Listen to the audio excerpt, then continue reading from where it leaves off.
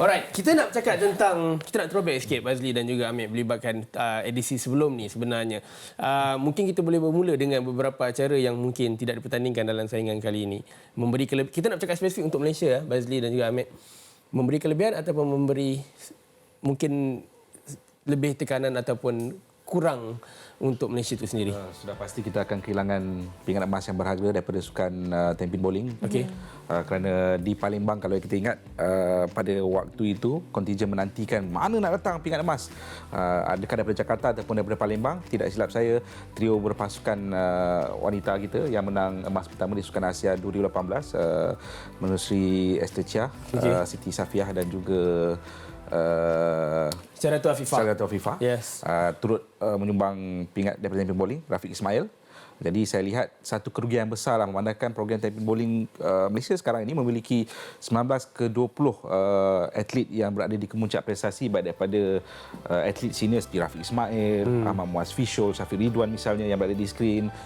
Rafiq sekarang ni dah antara paling senior skuad wanita kita yang masih lagi ada Natasha Roslan, Siti Safiah dan juga kuda muda seperti Nerosha Keligit. Jadi saya fikir kalau kata tampin bowling dipertandingkan lagi di Hangzhou ni, saya percaya kita akan melihat sumbangan pingat emas. Dua tu mungkin boleh dipertahankan ataupun dua daripada acara-acara lain. Saya fikir selain bowling, yang kontingen Malaysia miss ialah silat. Okey. Walaupun silat tak mencapai sasaran di Indonesia 2018. 8 pingat is it? Ya, tetapi tak ada pingat emas kat Okey. situ. Okey, itu satu tamparan yang besar kepada pesaka sebenarnya masa itu kerana mereka yakin at least mesti dapat satu gol. Kerana kita memiliki ramai juara dunia. Antaranya seperti Robial, Jufri Jamari, tetapi akhirnya tak dapat pingat emas. Tidak dapat disembunyikan kekecewaan saya berada di venue pertandingan silat. Ada insiden mengamuk, tak boleh menerima kenyataan. Tetapi realitinya pada masa itu memang Malaysia sangat-sangat dahagakan pingat emas dari kalangan silat. Cuma pada hari pertandingan banyak perkara tidak menyelesaikan Malaysia lah. Dan tanpa silat di Hangzhou, ia sebenarnya dilengkapkan dengan ketiadaan tampin bowling, ia menjadi satu bebanan kepada kontingen negara. That's why kalau kita ingat mengapa Malaysia tidak mengumumkan senarai pingat emas sasaran. Yes. Yang datang kali ini ialah 27 pingat pelbagai warna. Tidak pernah dibuat seperti itu sebelum ini. Pendekatan sebelum ini sekurang-kurangnya mereka akan umum berapa sasaran pingat emas. Kerana setiap kali sukan bertemasya mesti ada sasaran seperti itu. Kali ini diubahkan format itu atau pendekatan yang berbeza. Yes, ada cadangan daripada Universiti Nippon, dari Jepun, everything. Tapi ini akan menjadi satu penanda aras. Apabila kita ambil satu turn yang baru, adakah kita akan stick dengan cara baru ini ataupun cara baru ini kita akan kembali balik kepada cara yang lama. Ia akan base kepada performance di Hangzhou. Ya, Bazli cukup berpengalaman membawakan liputan kontingen negara. Setiap kali termasya akan ada sasaran. Jadi adakah ini satu perkembangan yang sihat untuk sukan kita di mana bila mana tidak ada pengumuman spesifik pingat emas? Atlet mungkin berasa selesa, tak ada tekanan. Tapi adakah ia ni satu perkembangan yang tepat? Mungkin sebelum Bazli nak jawab, saya nak cakap yang atlet mungkin ada side yang rasa selesa. Betul. Tapi sebagai peminat, kita akan tanya-tanya. Yes. Tapi apa guna kita training? Yes. Kerana satu, peminat nak tahu bagaimana wang cukai dibelanjakan. Okey. Itu basic. Tapi kita kena lihat secara holistik. Okey. Berapa banyak belanjawan negara kerajaan letakkan kepada sukan.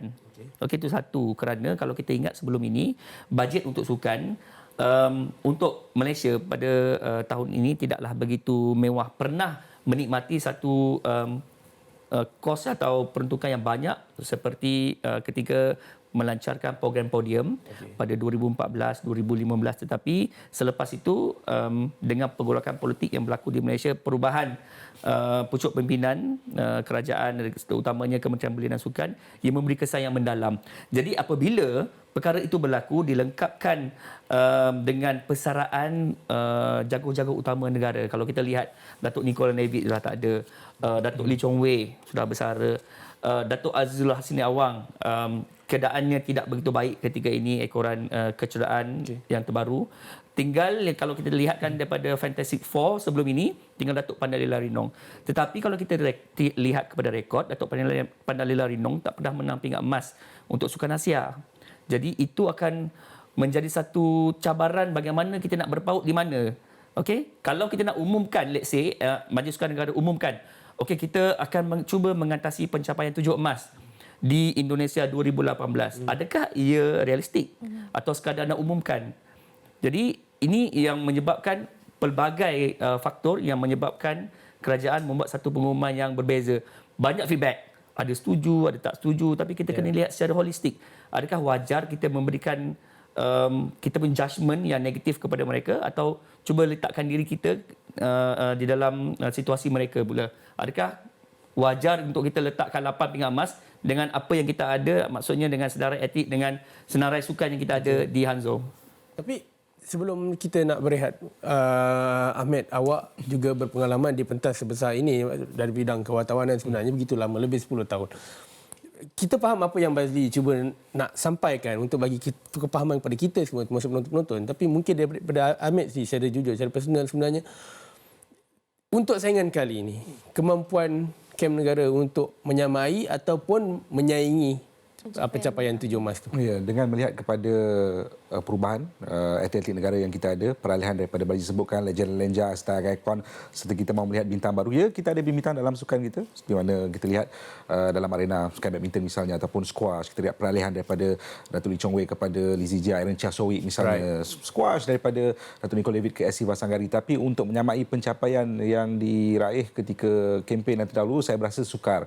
Jadi saya fikir juga pendekatan untuk tidak mengumumkan sasaran spesifik itu bagi saya adalah satu pendekatan yang segar sebenarnya bagi saya, kerana kita mahu melihat bagaimana kajian-kajian dilakukan sebelum ini berupaya atau tidak memberikan kelebihan psikologi kepada atlet untuk bertanding bebas daripada tekanan. Ya, memang betul atlet di pentas tertinggi memang sepatutnya boleh bersaing di bawah tekanan yang tinggi, tapi mungkin tugas-tugas pentadbir pegawai adalah bagaimana untuk menangani stres tersebut. Jadi saya mahu lihat bagaimana pendekatan untuk tidak mengumumkan sasaran spesifik ni pada penghujungnya apa hasilnya. Jadi itu lebih penting untuk kita bicarakan daripada mungkin ada yang merasakan kenapa tidak ada sasaran spesifik, tak berani ke, di manakah maruah sukan negara kita kan. Jadi saya mahu lihat end result, itu yang lebih penting.